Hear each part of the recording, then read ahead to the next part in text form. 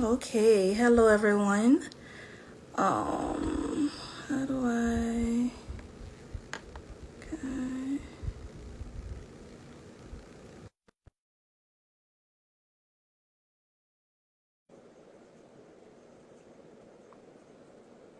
Okay, we gonna do.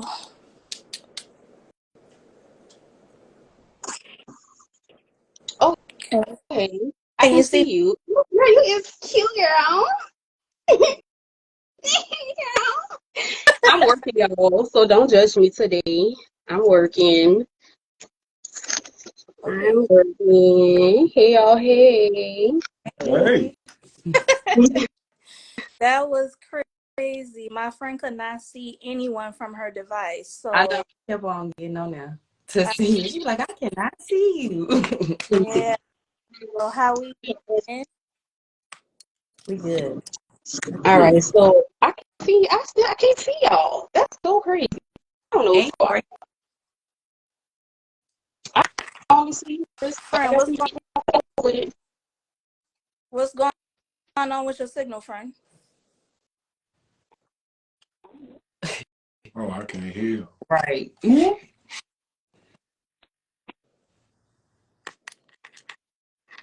Huh. Keto. I can hack you. Hi. Okay, that's better. What you did? Turned on the Wi-Fi. Okay, good. All right. But it because for whatever reason, the signals, people can't go live, all of that. Like this is the first time this has happened, so it must mean that we're about to get into some really good energy, really good talking, a really good topic. Good evening, everyone. Thank you for joining yet another episode of It's Safe, Speak Your Truth. My name is Dr. Chris. Y'all know Kash, her element right now, doing some hair. And I am so proud of her. But anyway, we have our first married couple on live with us. So let me just do like a recap. So last time we talked about the importance of advocating, speaking up for yourself, telling people what it is. You know, we can't say we're offended or we're hurt by what someone has said or done to us if we remain silent. How are they going to correct it and make it right if they don't know that we feel in some type of way? So now we're going to talk about healing ain't easy. Specifically, we're going to focus on couples, those that are healing individually and coming together and healing together. You know, those that's something, right? So today we have the Goodos. Did I pronounce that correctly? Good. Some friends of some friends, and they showed interest in coming on and sharing their story and perspective in regards to healing. You know, that's what we all talking about, healing, trying to be a better person, a better individual, but they're going to be able to speak on trying to be better spouses to one another, parents, if they would like to share that. So let's get into it. I'm excited. You know, we talk a lot about feeling this gritty, dirty, nasty, frustrating, but most joyful, you know, painful, beautiful journey. And so I'm going to dive right on in. The first question I have for you, both of you, whether you want to speak together or individually, whomever wants to go first, that's fine. In your single season, we all have one. What are some things you had to heal from in order to prepare or be ready for your spouse? For example, the mindset had to shift, or you saw there were some patterns or behaviors that you had, or even if you had struggles with self love. What were the key or main things that you had to heal from in your single season? I'm gonna let you start this one. Okay, so I'm Katia Goodo. Um, I would say because I was previously married, um, it was a lot of stuff that transpired in my previous marriage that I had to heal from. When I was in the process of separating from my ex-husband, I was very depressed. I was very broken. Didn't have any self-love, didn't feel any self-worth. Um, I definitely felt empty. So in order for me to prepare myself for a future mate, I definitely had to refill myself up, love on myself, heal from everything that was done in my last marriage because I couldn't carry that on to a new relationship. Yeah, that's basically a lot. Yeah, I mean, that's basically it. Like, I had to heal myself in order to prepare, because had I taken that baggage with me, then I would be holding him accountable for stuff that was done to me previously, And I wouldn't deal with it. and that's unfair. Like, it's unfair to make him pay for something that another man did. So I definitely went through some thorough healing in order to even prepare, because I didn't want to turn bitter, and I didn't want to when you have a bad relationship or you dealt with several bad relationships, then you man bashing, just bitter, always expecting the worst, and it's just unfair for your future. So in order to give my future a fair chance, I had to heal from all the past things that I had been through. And with me, What's your name? my name is Apache Gudo, owner of Good Tea Cakes. Anyway, let me continue on. My healing journey was way different from hers. I was losing people. I lost my mom, I lost my sister, both to cancer. I watched both of them die. I watched them take their last breath, and it was painful. It's like, I don't know if it's a big difference between losing somebody instantly and losing somebody over time, but watching somebody die, it's going to do something to you. And for a man, like, my mom was my queen. So when I say the difference between Kanye and the difference between Drake is Drake got his mama. That's the big difference. You're going to go off the rail without your mama. Your mama going to always be the one that bring you back in. But after I lost my mom, I went into a lot of addictions. Drinking, sex addiction, all this other stuff, just went head first into it. But I got to a point in my life where I wanted more.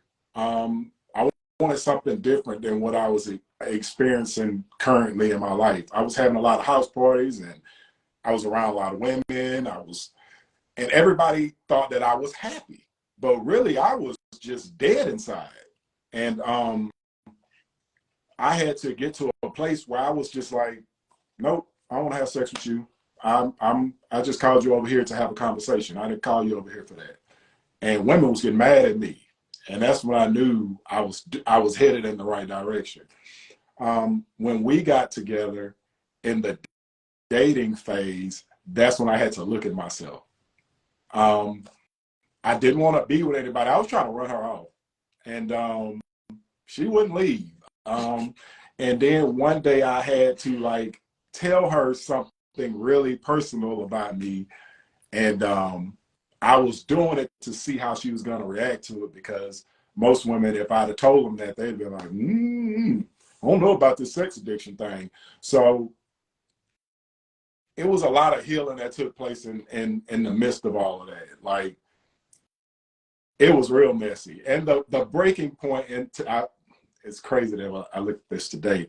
I had this house party, and it was about 120 people in my house. And I smoked weed for the first time in my life. And I was in the closet crying. It's a whole party going on, and I was in the closet. And that was the first time I had to deal with my mom and my sister. Like, I had to deal with it. And that was the day I made the change to be something different, be a whole different person. None of my friends understand it. They still don't understand it. They think I'm crazy, which is fine. That's going to happen in healing. Everybody going to think you crazy when you do something different. That was good. Yeah, no, that's some good stuff, and it kind of goes into like the question that I have, and I just want to apologize, y'all. It's okay. 'Cause I know Go we ahead. like to get it on place, Okay. but we're gonna improvise and we're gonna roll with the punches. And so my question was like, and you both already kind of answered it. It was like, in your experience, when did you start healing? Was it did you start like healing together? Because I know you just mentioned that you both had some things going on separately, and you already knew that you needed to work on it. But when you guys became a unit, like, how did you like get through those things together? Like, To be with somebody and eventually get to marriage, you have the hard conversations first. Don't get married and then start having hard conversations. Everything that we talked about in the beginning, I was very, because I told you I was tired of dating. And I was just trying to run women off at this point. Like, oh, you want to talk to me? Cool, come on in. Let me run you off. This is what I like, and this is how I like it. If you ain't rolling with, you can get out of my face. And they were like, but she was the only person that really understood the game. Like, if I'm dating, we dating. We date. Her friends was calling me or calling her like, I see a patch out here on a date. And she was like, he's single. That man single. I'm on a date. And so all of that, like when you healing with somebody in the beginning, like we were both dating and our dates got real interesting. We had like 3 dates in the beginning, and that third date was the real. Was a real date. Larry District 1960. That was the same day. So it was Halloween. I was working on a radio show, and I was like, you want to hang out tonight? She was like, cool. Let's go to this club on the north side called District 1960. So we get in the club, and the club is cool. It's packed out. And we having some drinks, and I turned around, and the whole club was fighting behind me. Like a bar brawl. I could not believe what was going on. I said, hey, y'all, the whole club fighting. But the bartender, because this is the north side, he was like, y'all want something else to drink? Like, he wasn't even paying attention to this fight that was going on behind him. I was like, no, I want to close out my tab. We're about to leave. So we get outside, we get some tacos, and they bring out the people who started the fight. Who started the fight? Some white gangster booze. Like, we heard them before we saw them, and they was talking, and then when we turned over there, we was like, that's who started this whole situation in the club. We spend money up in here. I was like, so yeah, that was who started the fight. Then we went to the house, and this is what I really liked about her, because she had kids. I knew she had kids, but she wasn't letting people in our house like that. So I'll be looking at stuff, because I'm always looking at, if I have a kid with you, you're going to have men around my children. So we were sitting outside, and I get a call from my uncle. It's about 2 o'clock in the morning, so I know this is not a good call. And he told me that my grandmother just had a stroke. And I was sitting there trying not to cry. Ooh, boy, you do not want to cry on the third date. Mm-mm. And I was just sitting there like trying to fight it. And I think she said it was, and she was like, it's okay. I was like, it's okay. And I was like, and we sat there for a minute, and we just kind of talked until I was okay enough to drive to the hospital. And I was like, I like her. That was the day that it got like real serious, because she understood that day the love of my grandmother. Like, my grandmother, we got a real relationship. So that was the day where I really started taking her serious, because I wasn't even considering a woman with kids. 3 kids. So honestly, I just wasn't considering a woman with kids. We was just hanging out. But after that day, I was like, okay, I could take her serious. So that was my piece of healing journey. What was yours? What was the question again? Healing together. Okay, so I feel like you definitely have to start the healing process prior to dating, and healing is ongoing. Like, still healing from stuff currently. You have to start the process. Like, you can't present nobody a bag of mess and then have all these qualifications that you want of them, and you aren't on your own journey to becoming a better person. It's unfair. So you definitely have to start the process and continue the process after you get in a relationship, after you get married. You just always strive to be your best person, whatever that is, stripping away childhood trauma, past relationship stuff, whatever it is, bad habits, all of that. So yeah. And I feel we're all like that damage can at the back of the grocery store that's discounted, but the contents are still good. So I feel you have to at least get yourself to a 75%. And then, after God then worked on you, then you can allow somebody in. But don't just hand nobody no foolishness and be like, you got to deal. Ain't nobody got to deal with you. Yes. I like that.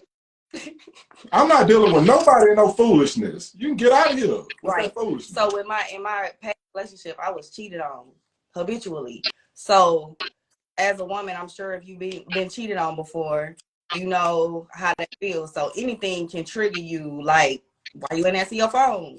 Why I haven't talked to you in a couple of hours? That kind of stuff. So it was those types of things that I just had to completely get away from. Otherwise, I would have ran him off. And I ran.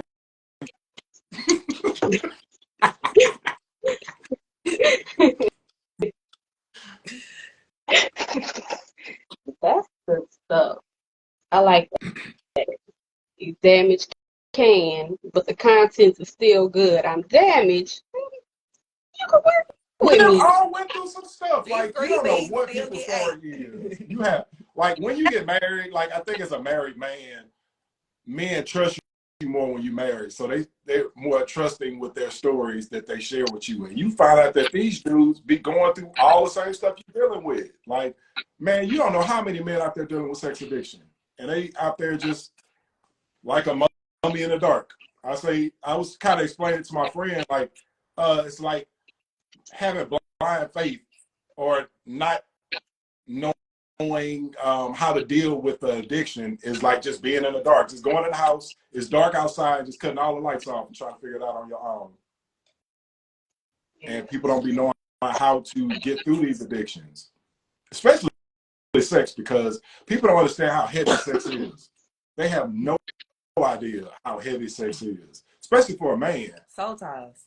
Like if you're given sex at an early age as a man, like men love pleasure, but if you just seeking pleasure all day, man, you blink your eyes, you be 45 years old, and you ain't did nothing with your life but chase sex, and you don't have no money.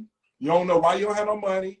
And for a man, it's a joke that somebody told me. It's really not a joke, but it's a real joke for men. He said, "What do you call a 50-year-old man with no mother?" Homeless. So if you don't get your life together, that can be you.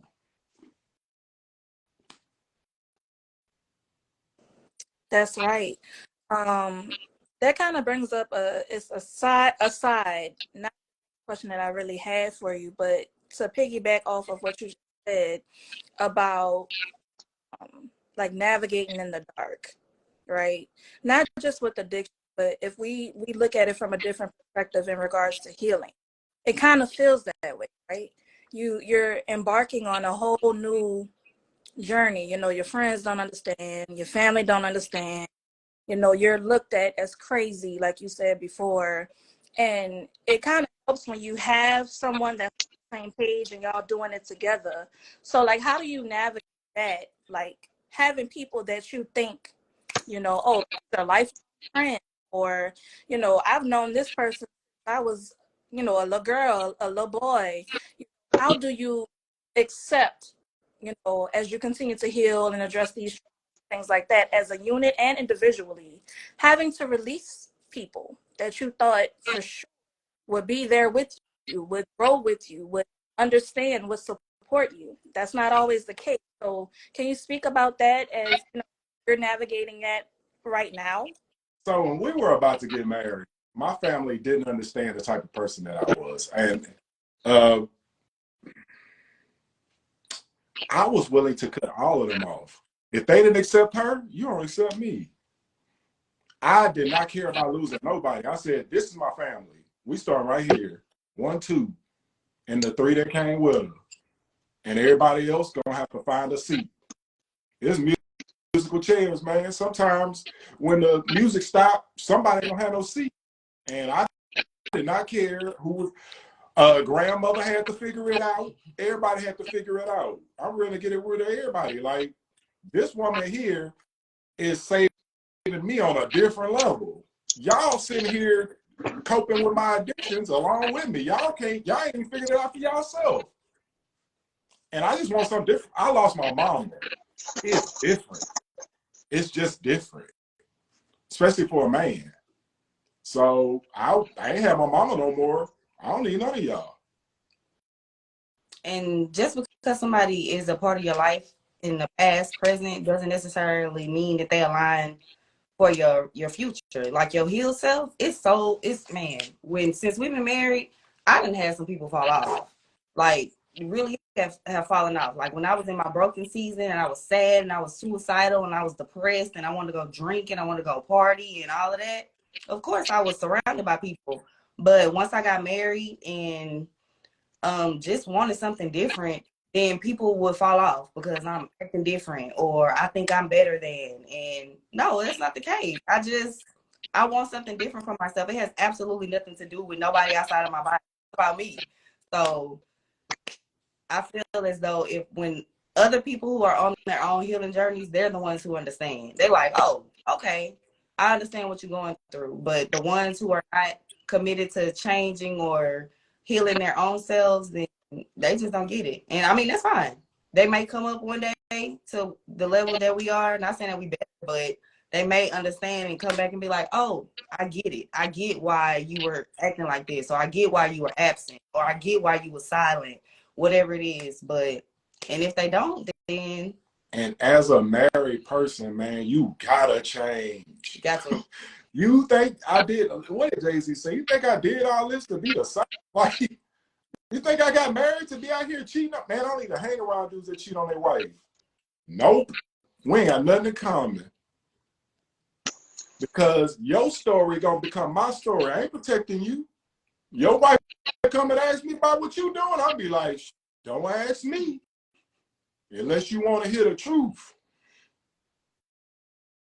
So the people that was doing what they was doing, they faded to black. I respect that.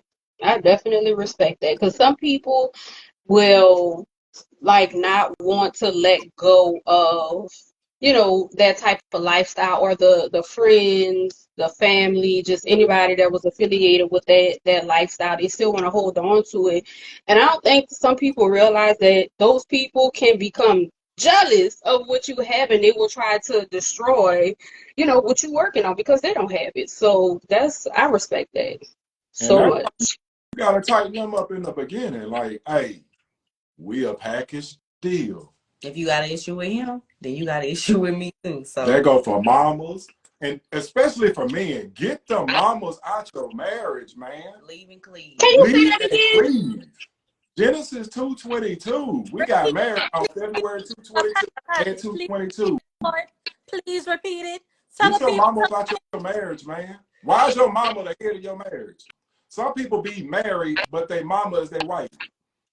Your wife is your girlfriend. Your mama is your wife. You willing to throw the whole marriage away for your mama? You can't lay in the bed with your mama. I mean, you can, but that's nasty.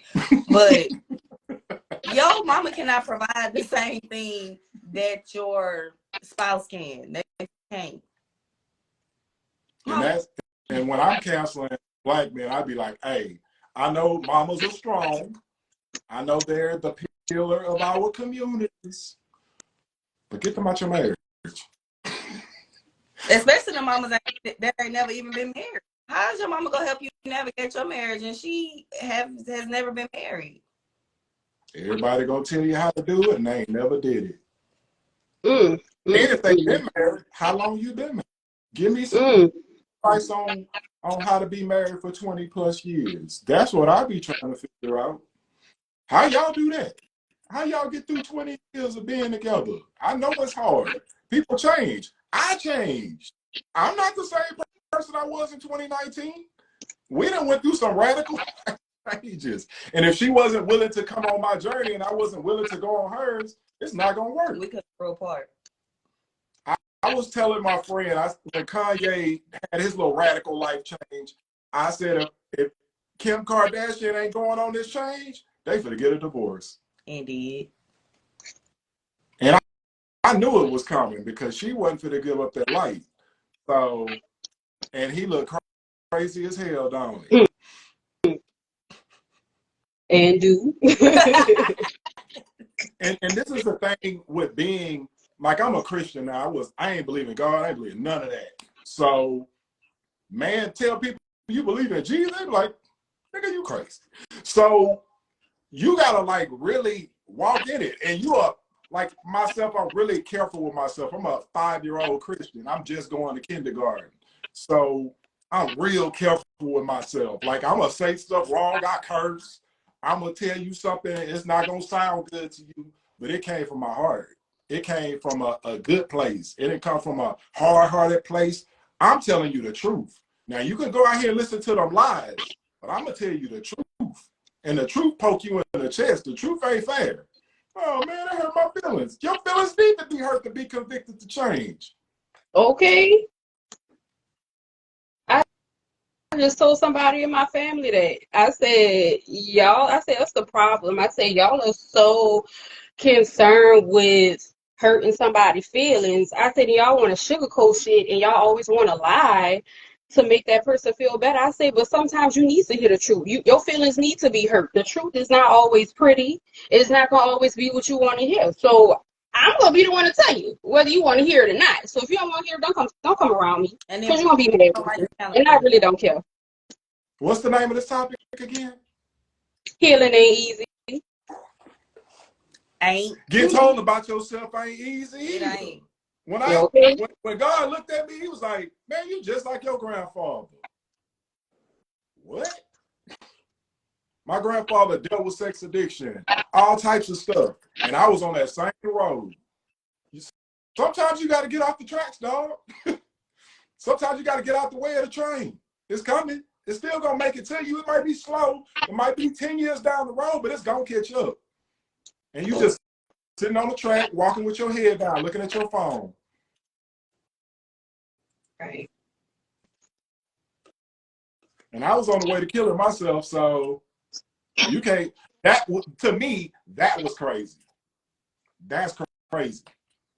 So I'd rather someone call me crazy in my condition now, where I'm healing and I'm working on my issues, than everybody enjoying me, and then I commit suicide. It's like, I was just with him yesterday. He was smiling. He was so happy. No, that's crazy. Sitting there in your foolishness is crazy. Low vibing.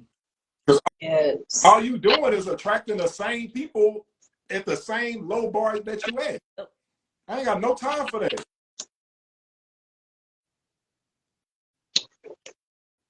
None. None. That's some good stuff.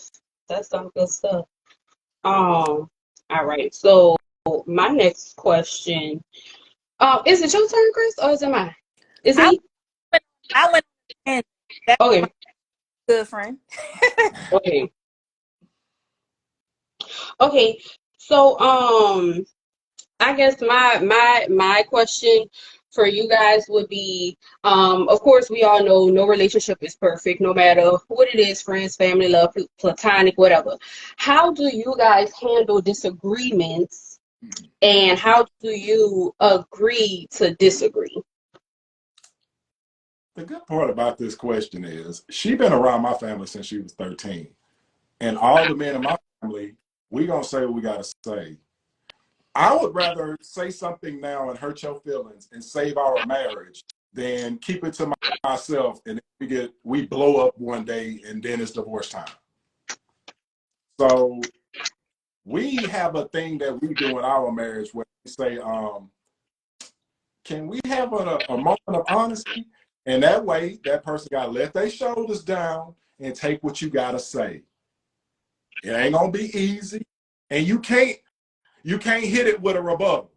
You can't hit it with nothing. But you be doing 2 weeks ago and all of that. And with us, we don't argue. Like, we don't yell at each other. We don't cuss at each other. We don't disrespect each other. We don't go nothing without talking. Like, if we have a disagreement, we just go disagree and then literally be laughing, because at the end of the day, it's just a disagreement. Like, it's the goal to stay together and work through it. We're not trying to argue or break up, tear each other down, and be sitting there later thinking about the stuff that you said to me out of anger. Forgot what you said. Right. No. So nobody forgot what you said. I think at the beginning, we just agreed to just have a general respect for each other. And even in times that we may be mad or whatever, we gonna still talk to each other, not yell, not none of that. And that's, for me, and this is what my biggest part was about being a Christian, is extending grace. Man, I was probably mad. I think I was mad at you yesterday. And then I said, okay, well, just yesterday, I did have to ask her for something that took her out of her routine. So let me give her some grace today. And I know he was mad. But I had a really good day yesterday. And I was just like, man, give me a break. Give me a break. And then by the time we got back together, it was, yeah. But I done lost people. So I'm different in that sense. Like, from 2007 to 2020, I done probably lost 13, 14 people, close people. So I cherish people that serve me. Like, she served me, I serve her. Somebody serve you, man, that's a big deal. Like, I ain't folded clothes in 6 years. That's a big deal. So I be like paying homage, like, man, she really go hard for me. And I go hard for her. And the thing is, people see it. If you're not around it, you might think it's fake. People think we arguing all day. But the people that be around us, they be like, man, these people really get along. They really like each other. And today, I mean, there's so much foolery going on, so much fake love online. Everybody, just because you take pictures good, people think y'all in a great relationship. Man, all of this fake. I've been around all that foolishness. It's all fake. We've been on double dates with people that online appear to be together, and we sitting there eating like. And I'm gonna tell you, I'll be like, look, I don't think y'all need to be. Y'all need to break up. Y'all can stay together, but y'all only staying together to make a baby, because y'all for to make a baby, y'all gonna be mad. You're gonna be mad that you pregnant. He gonna be mad he got to take care of everything in his house. That's life. That's life. Yeah, that's just how it happened. Y'all stay together. Don't y'all? You a square hole trying to fit in a round peg. I mean, a round peg in a square hole, and it's just not gonna work. And y'all be trying to force this thing to work. And when you finally say, okay, I'm tired of him, you should have been gone. If you tired of somebody, you should have been gone. And for me, that was me in my single phase. I would, if I saw something I didn't like, I'd be like, oh no, you can't come back from that. If you disrespectful with your mouth, oh, you can't come back from that. I'll dump you today and go on about my business. All right, well, we can be friends, high fives, but that's it. Get out of my face. But people be just staying together for, I mean, I think it's a lot of people who have not been shown genuine love. My mama, my grandmother, all the women in my family, they genuinely love me. When I walk in the room, they're like, hey! And when you walk in the room, you be like, oh, how you doing? But when you've been treated like that your whole life, you don't know what love is. You just out here thinking you watch these rap videos. Oh, you thought 50 Cent 21 Questions video was cool. He got out of jail. Y'all fell in love again. Man, nobody got time for that struggle love. Get out of my face. Beat it. Say it again for the people in the back. Nobody have time for no struggle love. No. Get your shit together. But if you ain't never a lot of women ain't never seen love from their dad. And so how you know love if you ain't seen love from the person who was supposed to love you in the beginning? You don't understand it. So when I be talking to women, I'm like, oh, I already know what half love is. You can get out of my face. And he be like, what you talking about half love? Half love is if you see value in me, you come for me like I'm coming for you. Look, I knew my value. I know I'm in the top 1% of men. I done already went through this. So get out of my face. I know women like me. Get out of here. But most men, they don't have that self-worth for themselves. So they accept women. They, oh, well, she came up to me and she talked to me. I don't care if you came to talk to me. I choose. And that's how I feel if you walking in real love, if you have real love for yourself, you ain't gonna let no foolishness come past you. You ain't gonna let no low budget fool take you on a ride for 5-10 years. Ain't no way.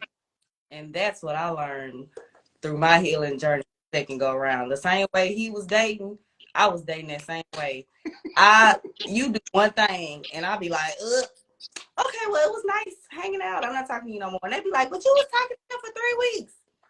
Who cares? What's 3 weeks? Don't mean nothing. You really liked him. I did, but nope. If it's anything he was on my list of no's, you out of here. Because if you accept it in the beginning, it's only gonna be. There's a book called The Four Agreements. Whatever you agree to, it's a hand deal. Yep, I like you talking to me crazy. Yep, I like you punching me in the face. Yep, that's what you accepted. That's the agreement. And everything that you don't speak on, don't speak on it because you accepted it. And if you let them do it that one time, like I'll be like, whoa, whoa, whoa, whoa, whoa. That thing I don't like that. You do that again, I'm out of here. And they be thinking I'm playing, but I'm gonna get up out your face. I don't care about you like that. And that's what I told about my friends that I grew up in my old neighborhood.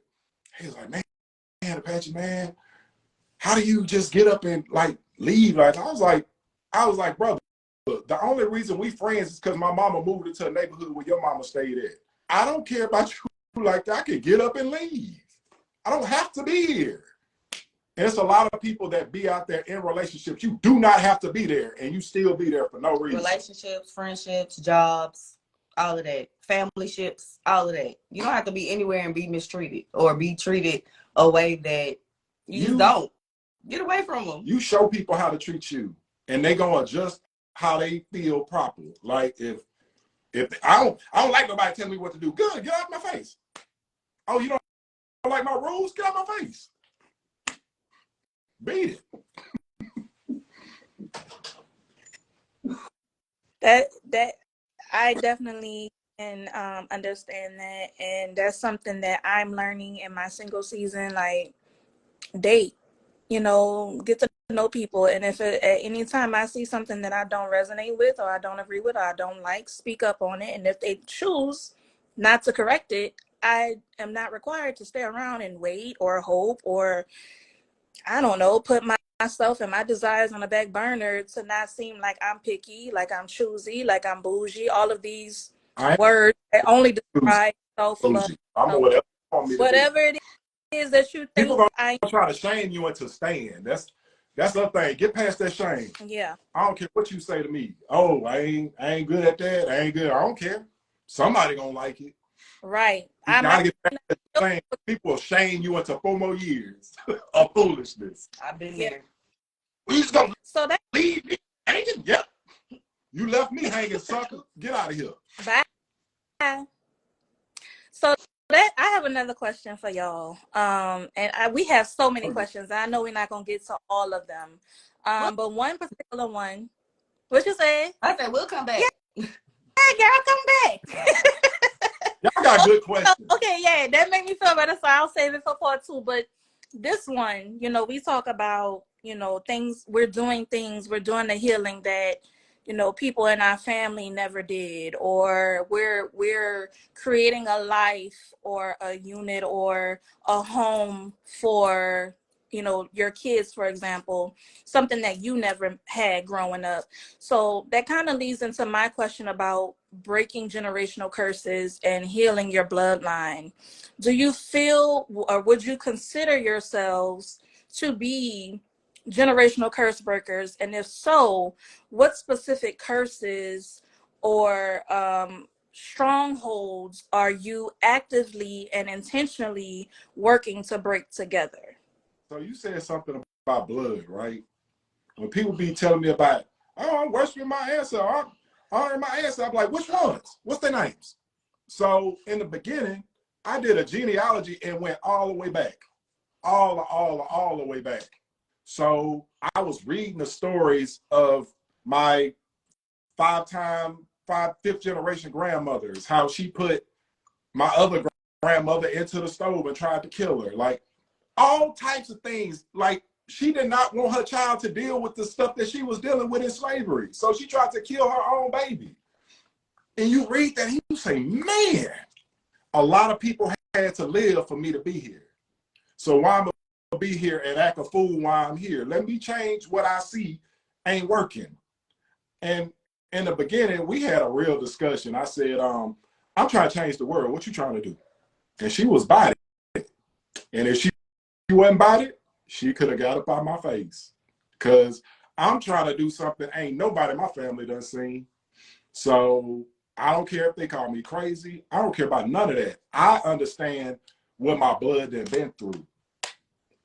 So when people talk to me about slavery and things like that, it's in your blood.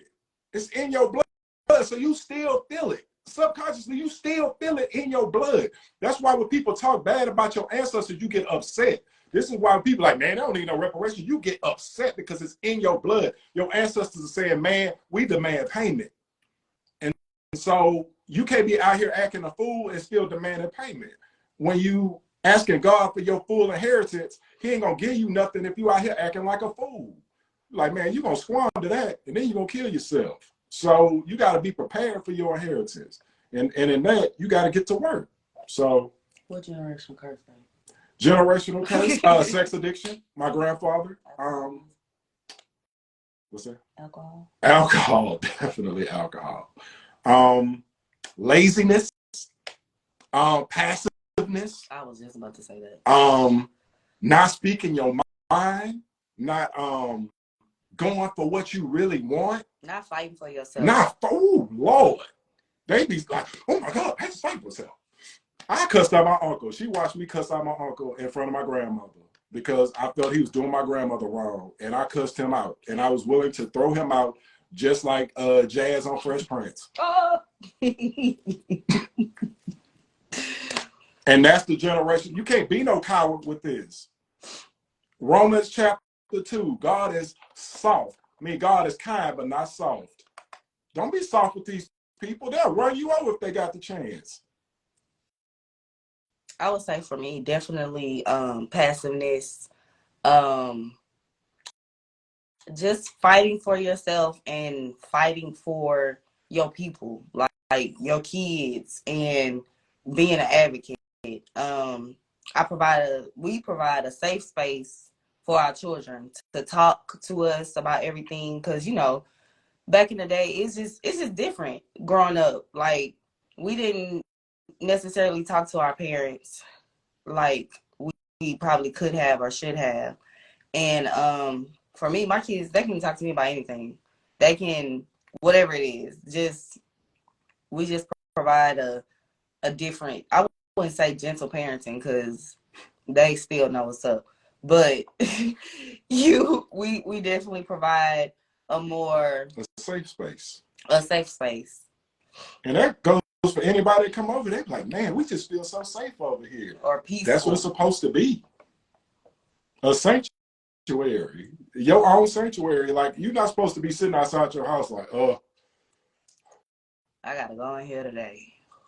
Like, it was a lot of divorce in my family. I don't want to get divorced. What y'all have?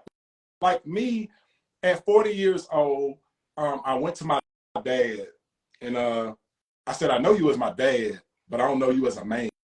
What did you go through as a man?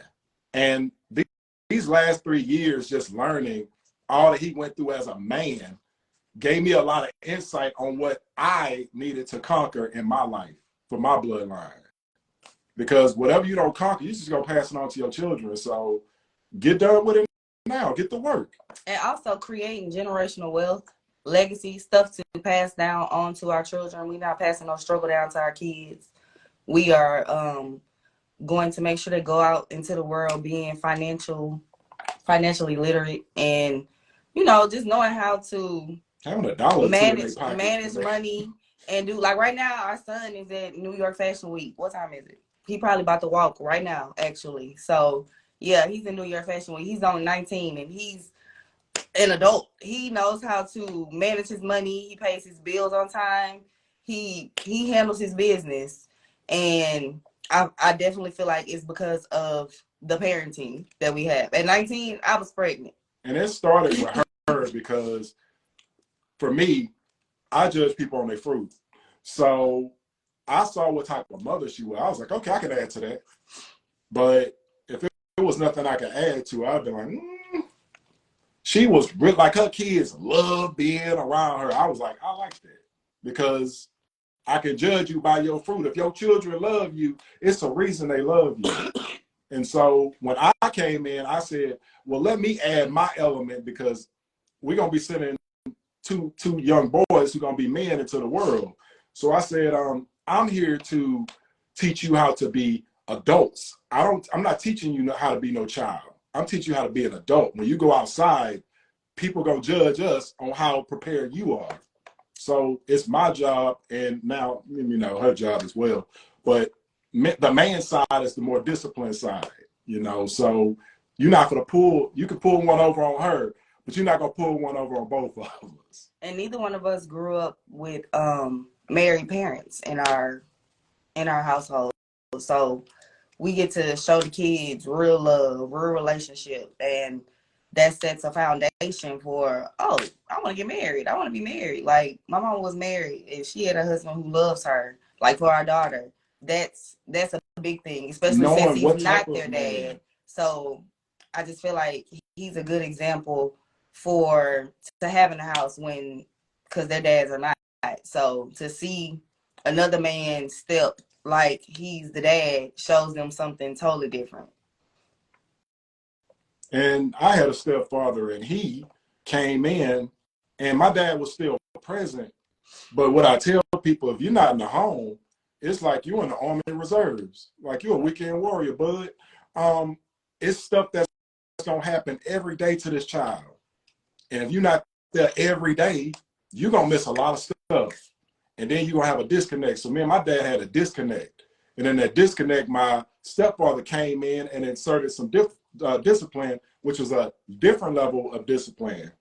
My dad, he was a hard worker. My stepdad was a hard worker, but he worked for himself. So it showed me something. I need to be an entrepreneur. I want to make my own money. I want to control my own destiny. So it's kind of like that. Like, you have to learn from anywhere where you can learn. If there's a man in your life, we fought against him in the beginning. Like, we fought because I love my dad. So we fought against the idea of another man in the home. But after a while, when I saw him loving on my mom, I was like, okay, this man that moved us out of Greenspoint, he done moved us into a house. Let me let my shoulders down and give this man an opportunity to raise us.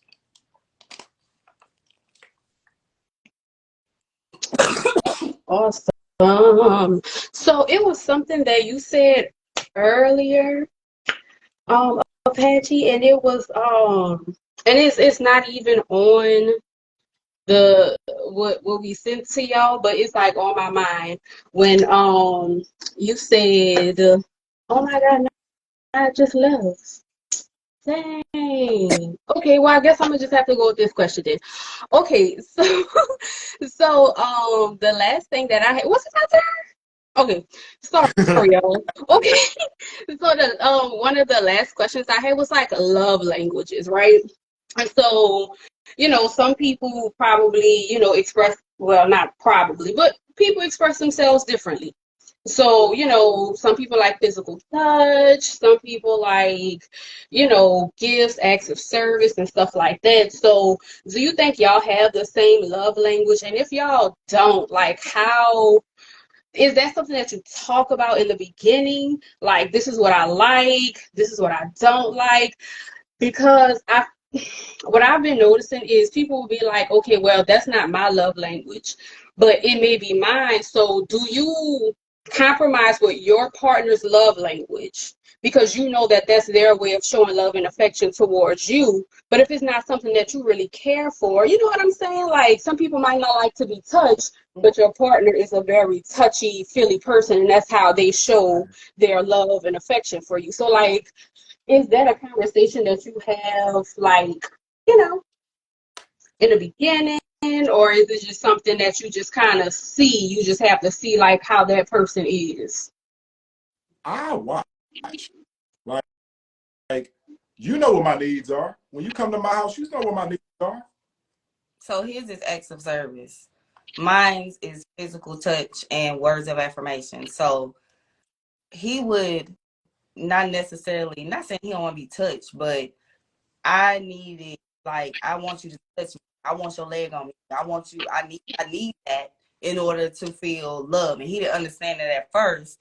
But now I feel like love language has shifted because he has made me there so much that he now is like, where your leg at? Like, where you If I get go on to sleep me? at night, I gotta touch her leg or something at night. I have to see the step.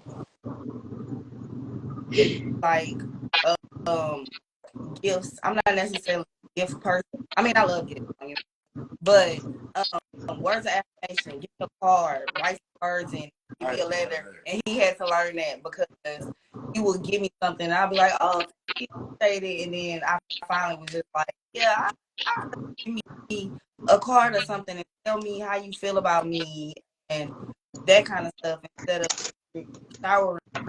Because in the past, I had people who giving me gifts because they done messed up or something like that. So it's kind of like them gifts don't mean nothing to me. Like some people show me, I don't tangible stuff. It don't necessarily mean anything to me. But me, Acts of service is his. Like, you don't be lazy about me. If you feel that I'm a good man, you feel I'm gonna add some value, don't be lazy about me. You better get up in here and work. You work for a sucker, work for me. And I don't let nobody slack on that, because how I got her attention, real attention, was we was talking on the phone and I kept hearing this beep, beep, beep. I was like, man, what is that beep? And she was like, oh, it's my smoke detector. It's real high. My brother's supposed to be coming to change it. I said, well, I can't take it. I'm gonna be on my way. So I drove 47 minutes. I changed the battery. We talked for a little bit and I went home. But I'm not gonna be talking to you with all that doggone beeping in the background. So that for her, she was like, man, he don't play. Like, so in that sense, I don't want nobody being lazy about me. She would come over to my house, and me, I do not fold clothes. I'm gonna wash them, I'm gonna dry them, and I'm gonna throw them in the closet. I'm gonna pick through them until it's time to wash clothes again. And I would come in my room. She would go into the bathroom, and I'd be like, man, she's been in the room for a minute. And I would go into the room, and she had all my clothes folded up. She'd be like, all right, I'm about to leave. And I was like, she really cared. Like, I don't have to tell her to do stuff. I'm a military man. If you see the need, fill the void or get out my face. Okay, so I got a question. Were y'all dating when she did that? Like just dating? Or like were y'all like officially like in a relationship? Like, Oh, she saw a need, came on in. And then women be thinking that they supposed to wait until we get married. Man, you ain't gonna flip no switch on me. Nope. You might be lazy. You might just be lazy. see, I'm gonna wait to see that you lazy. No way. Because that's I'm kind of hard. you that you gonna either get it together or get out my face. And I mean, when you don't, if you ain't serving, get out my face. and let's be clear, he was definitely serving. I didn't cook. He didn't even know I could cook for the first 6-7 months. I can cook. And if I learn how to cook, you better learn how to cook too. I don't care. Don't know how to cook. Don't tell me you can't do something. Because then, how are you gonna tell your kids if they can do something? Kids and cooking is basic. Like, you know how to cook. You can't learn. I mean, you couldn't walk before, you couldn't tie your shoes before that you learned. Don't be late. crazy about me. I get on about my business.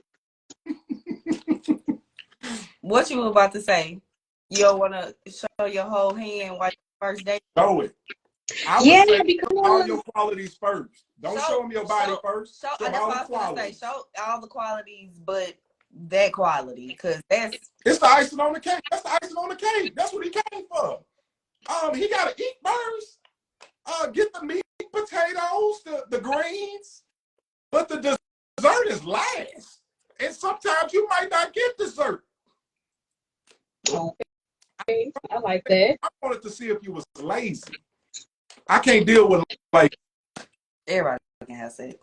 anybody can have sex. I know every woman in the world got a vagina. Even men going out and getting vaginas. I don't care nothing about that.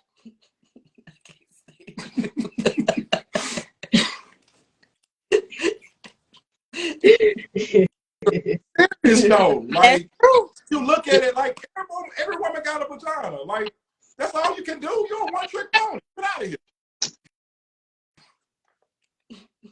Yo, we are running out of time. I know we only scratching the surface, and we're definitely gonna have the Godolls come back for a part 2 because we so many questions, right? How For many y'all. questions do we get through? What did we do? Maybe 10. 8. We did? It was 8. Oh, we was moving. But we did for difficult Kind of mixed it up, in it. though. And y'all answered some of the questions that we had before we even asked it. So that would be Let's see that hair, because I sure was gonna ask at the end. oh yeah, Girl, yes. I'm still trimming her ends. Let me say, I have, huh? What's the name of the business? Well, my hair page. Oh, Hair by Kai. It's in my bio. The pictures and the videos is gonna be uploaded later on because I'm still trimming her ends.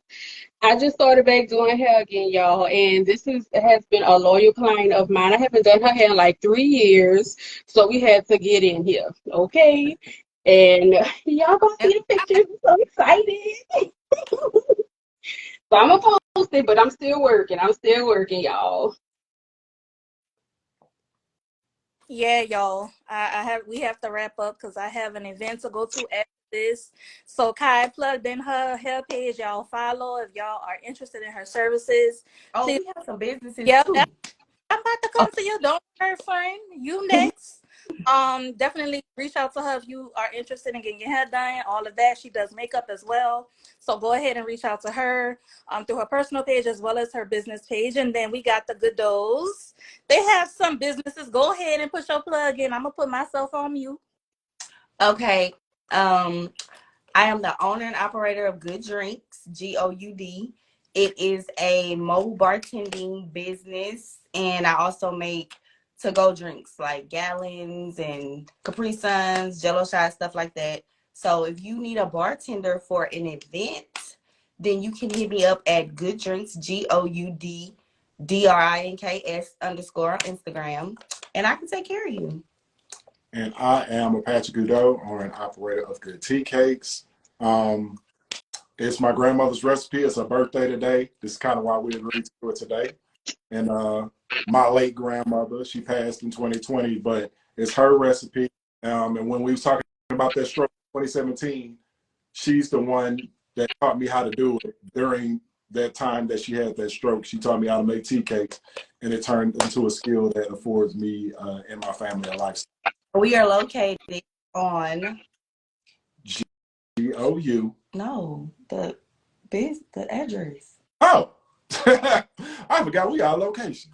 That's crazy. 7710 Cherry Park Drive, Houston, Texas, 77095 inside the Any Mini Bakery. And you can find us at Good Drinks. Good Tea Cakes. Same, GOUD Tea Cakes on Instagram and Facebook. And a quick question for those that might be watching and might have the same question. Do you guys do shipping? We ship and we deliver all over the Houston area. Okay.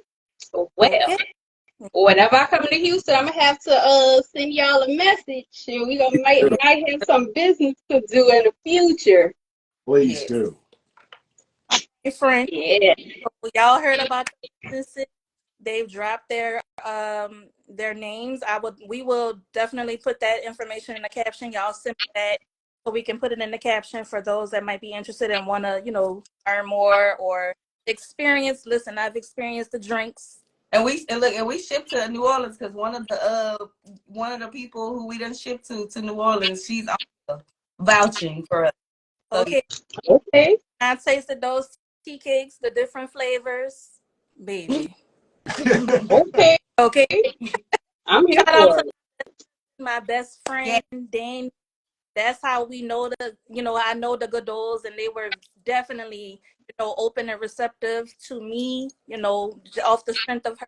Shout out to my best cousin. yes, we love. And Frank, go ahead and wrap up. You got an affirmation for us, or are we gonna allow our guests to say an affirmation? Yeah. We gonna let them do it. Go ahead, y'all. Affirmation. If you see value in something, you better fight for it. Okay. And let Whatever, me tell y'all, I be hard up about my affirmations too. I don't be want nobody to do So it. if you see, So you better fight for yourself. You fight for see your value in husband. your husband, you better Hey, fight I for love that. him. You better fight for him. It's spiritual war going on. You better fight for your people. I like it. I love that. And with that, we are going to end. Thank you guys for watching. Thank you for, asking, putting in the comments. We appreciate y'all, those that were able to join us. Thank you to the Goodolls. I'm going to send you an email with the document. Y'all know how I do. And definitely I'm so thankful. We're thankful for you guys. Thank Spending time, it's an hour, but yet and still it's the weekend. You could be spending, time with your kids. You could be and sleeping, you can be chilling, and just come on live. So Yes. that we Thank y'all. appreciate Thank you. Thank y'all. Thank y'all. Thank y'all so much. I cannot wait to have y'all come back. And next time, I hope I can see y'all because I really cannot see y'all faces and I really feel some kind of way. oh, I'm mad about that. But I can't wait to see y'all. And I definitely look forward to it. Like, thank y'all so much. Like, y'all just don't know how much, like, y'all really, like, put us on game, us single folks on game. So, thank y'all. Thank y'all so much. thanks for having us. y'all. Y'all have a good evening, and we All will see y'all next time. right, All right bye now. bye. Bye. Bye.